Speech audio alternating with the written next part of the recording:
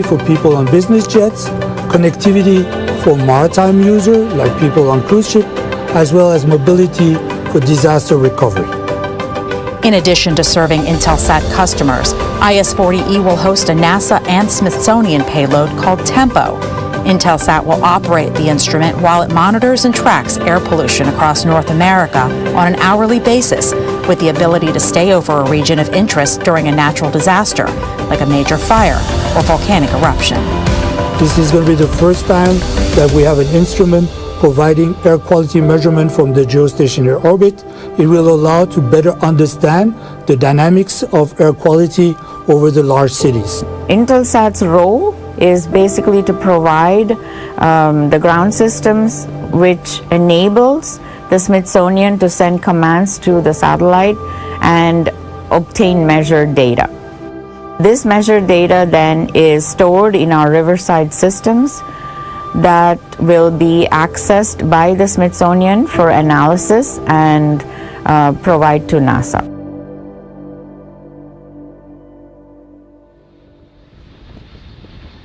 Hi everyone, I'm Ronnie Foreman and I'm a commercial sales manager here at SpaceX. I'm excited to join you and Kate to cover the IS-40e mission tonight. With liftoff just about 7 minutes from now, I want to talk to you first a little bit more about the rocket supporting tonight's launch. Our Falcon 9 vehicle that you see on the pad is a two-stage rocket designed and manufactured by SpaceX. Standing 229 feet tall, the Falcon 9 is about 40 feet taller than the Leaning Tower of Pisa in Italy. And for all you Star Wars fans out there, Falcon 9 was named after the Millennium Falcon from Star Wars. The number 9 indicates the number of Merlin 1D engines on the first stage, which make up the bottom two-thirds of the vehicle. Speaking of the first stage, its objective is to accelerate the vehicle through the Earth's atmosphere to space, and then separate from the rest of the rocket. This first stage, also referred to as the booster, is flying for the fourth time. RP1 load complete. There you hear the call out that we've completed RP1 loading into the booster, which again is flying for the fourth time today. It previously supported CRS-26, OneWeb Launch 16, and a past Starlink mission.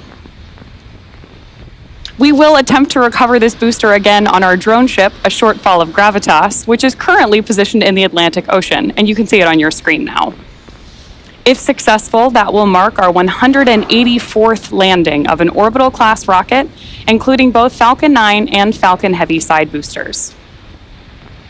Moving on up, above the first stage is the second stage, which has a single Merlin vacuum, or MVAC engine, that ignites after stage separation. The second stage is what will carry the Intelsat 40e and NASA Smithsonian Tempo payload to orbit. Speaking of the payload, it's currently safely tucked inside the 17-foot diameter payload fairing that you see on your screen now. It's a large barrel structure with a pointed nose at the very top of the rocket. Made of carbon composite material, the fairing protects the payload from aerothermal heating and contamination on its trip to space, before being jettisoned approximately 3 minutes into flight. Much like the first stage, the fairing halves on today's flight are flight proven. One half is flying for the second time and the other for its 8th. Tanks present for strong back retract. There you hear the call out that we're getting ready for strong back retract. After separation, those fairing halves will return to Earth to be recovered by our recovery vessel, Doug. And the large trussed structure that you see next to Falcon 9 is what we were just talking about on the nets. That's the Transporter Erector, or TE for short. We use it to roll the rocket out to the pad and raise it to its vertical launch position ahead of takeoff. Strong back lower started.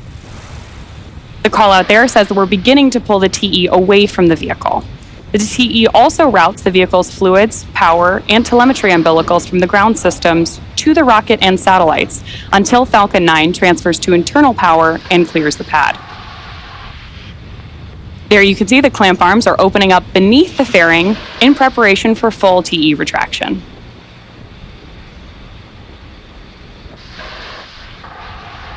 And as Ronnie mentioned, those clamp arms are now open, and we should hear the call out momentarily that the strong back is reclining. Actually, I think we can see it there on screen now.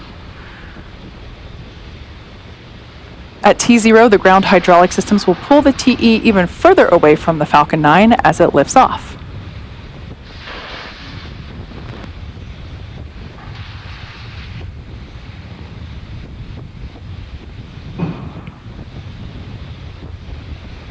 At this point in the countdown, both the first and second stages are nearly fully loaded with 1 million pounds of liquid oxygen and kerosene fuel. We use two propellants, a refined form of kerosene. Stage 1, lock flow complete. There we heard that call out. Stage 1 is now fully loaded with all of its liquid oxygen and fuel. Stage 2 is undergoing its LOX load. Full fuel load is complete on Stage 2.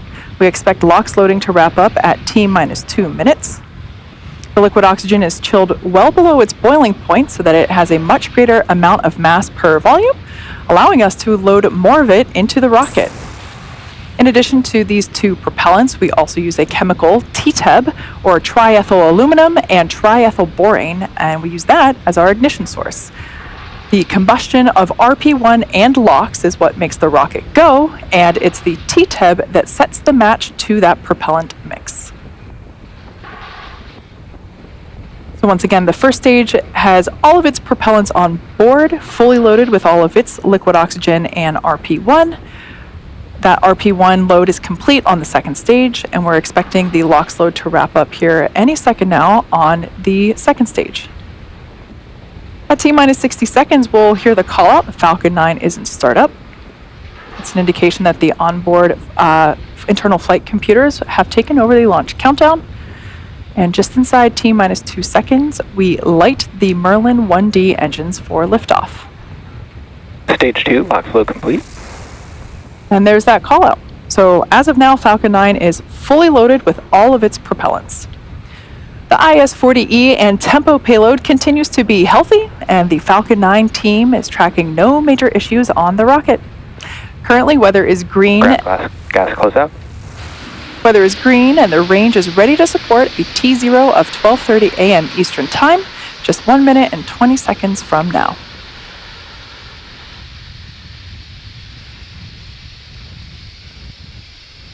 We heard that call a little bit ago for the ground closeouts. We'll now see some more of that liquid oxygen venting from the TE as those lines are now closed out to the vehicle. Falcon 9 is in startup. All right, there's that call out letting us know that the onboard flight computers have taken control of the launch countdown.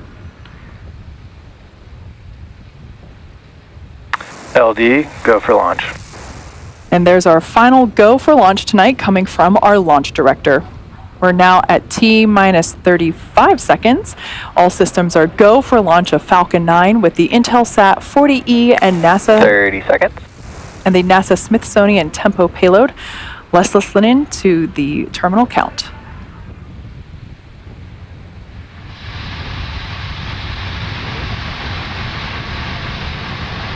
$15 seconds. T-minus 10, 9, 8, 7, 6, 5, 4, 3, 2, 1. Ignition, engines full power, and lift off of Intelsat 40E. Go Intelsat, go Falcon. Vehicle is pitching downrange.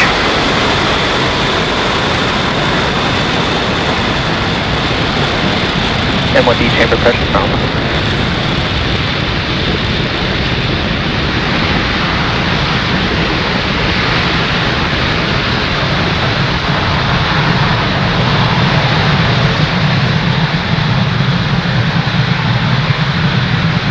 If you're just joining us, those gorgeous views on your screen mean that Falcon 9 has successfully lifted off from Pad 40 at Cape Canaveral Space Force Station.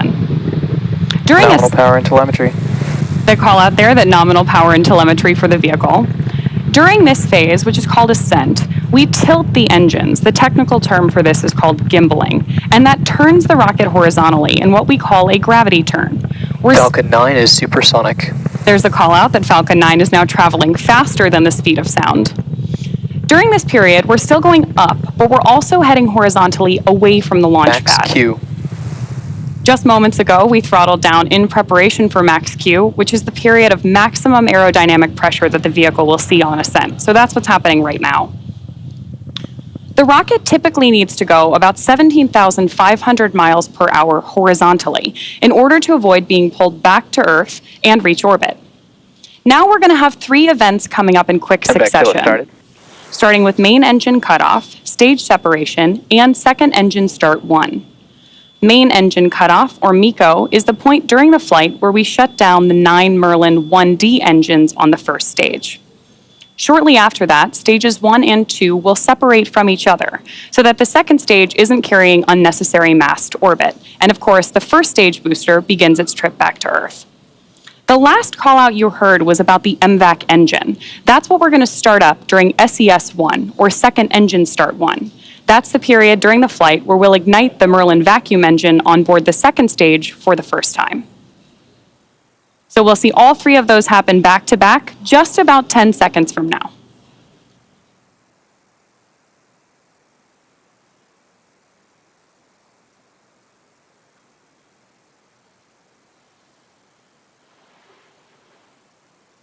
MECO.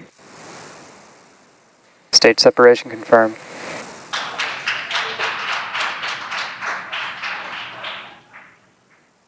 MVAC ignition. So there you heard and definitely saw those great views on your screen. 3 events happening back to back: main engine cutoff, stage separation, and SES-1. Coming up next will be fairing separation in just a couple of seconds. During this portion of the flight, we'll jettison both fairing halves and then attempt to retrieve them again today.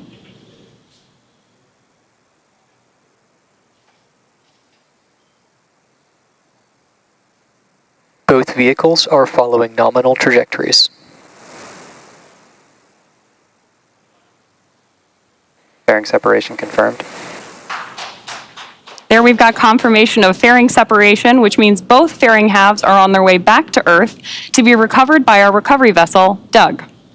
Coming up next, there are 2 burns for our first stage as we prepare for landing on our drone ship, a shortfall of gravitas.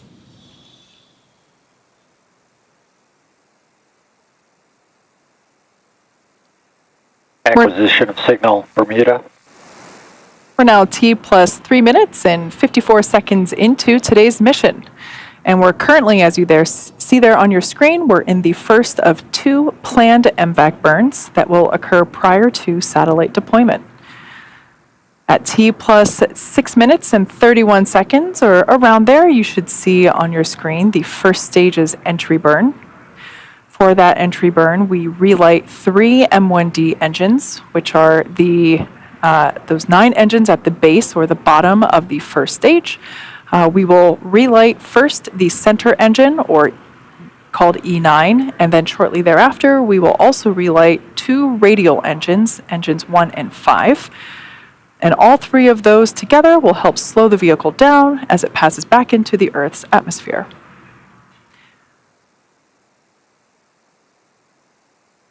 We perform that re-entry burn in order to slow down the booster, which helps to reduce those re-entry forces that it sees, and in turn, that helps us recover and reuse our first stages.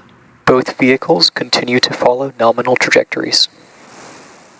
Although we can't see the first stage right now, you can follow along with the telemetry there in the bottom left-hand corner for stage 1, and then that stage 2 telemetry there in the right-hand bottom corner of your screen. We can see that the first stage is now beginning its descent back to Earth, so it has already passed through its apogee, making its way back down. This time we're targeting a landing on our drone ship, which is parked a couple hundred miles off the coast of Florida in the Atlantic Ocean. Now, during that entry burn, Falcon 9 is decelerating by firing its Merlin engines, but it's still moving very rapidly. This causes the vehicle to fly through Merlin's exhaust gases, also known as the rocket's plume, and by doing so, we get a deposit of soot on the vehicle surface. That soot then basically comes from the carbon-based fuel that Falcon 9 uses. We're expecting that entry burn to begin in about 20 seconds. Everything continues to look good there. For that second stage, we can see that MVAC engine, which is the singular Merlin engine designed for use in the vacuum of space, attached there to our second stage. Stage 1, entry burn startup. Stage 1 FTS is saved. All right, so there on that left-hand side of your screen, those stage 1 views are back. We can see that entry burn has begun, and it's also illuminating the grid fins, which help to steer the booster for re-entry and also to make a precise landing. Stage 1, entry burn shut down. All right, we can see that entry burn has Both concluded. vehicles continue to follow nominal trajectories. As a reminder, the first stage that we saw there on the left-hand side of your screen, that performed the entry burn for the 4th time. It previously supported CRS-26, OneWeb Launch 16, and a Starlink mission.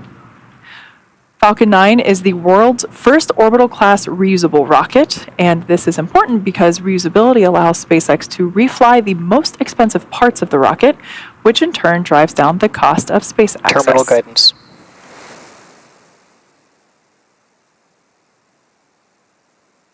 The next major milestone we have coming up is SECO, or Second Engine Cutoff 1, which is coming up in about 20 seconds. That will be followed very quickly. Stage 1, transonic. And that call out tells us that the first stage is traveling near the speed of sound. That first stage will begin its landing burn just after we have the second engine cutoff.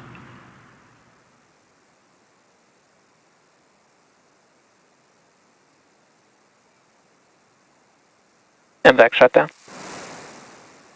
All right, there's that call out telling us that we had successful shutdown or cutoff of that. Stage 1, landing burn.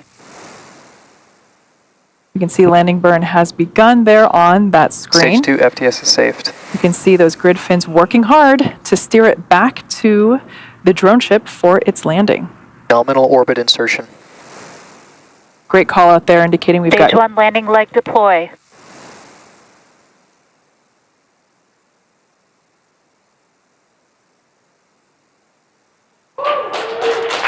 Stage 1, landing confirmed. There you can see on your screen an amazing view as always.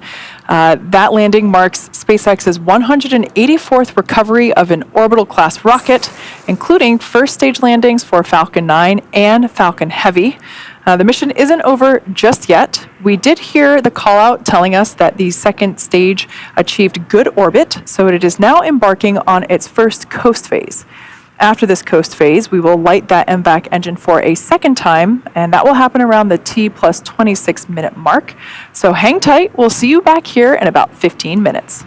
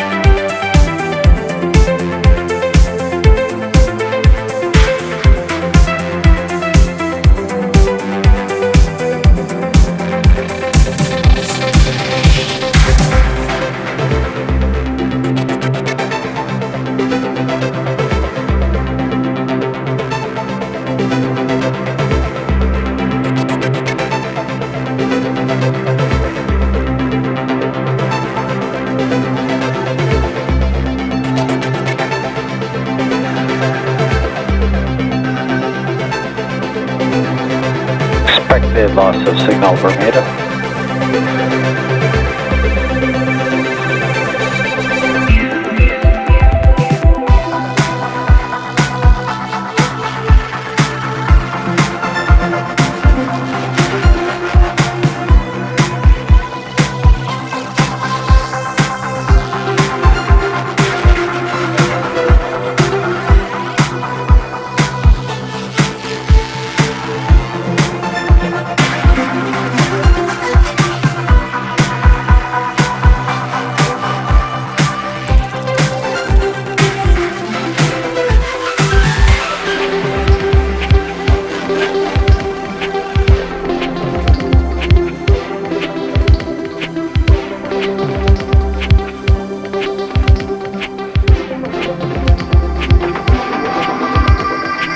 sat there in 25th century AD. We sat there and looked at the rockets on Mars, and you just boggled the mind and mind and mind and mind. And the technology caught up, didn't it?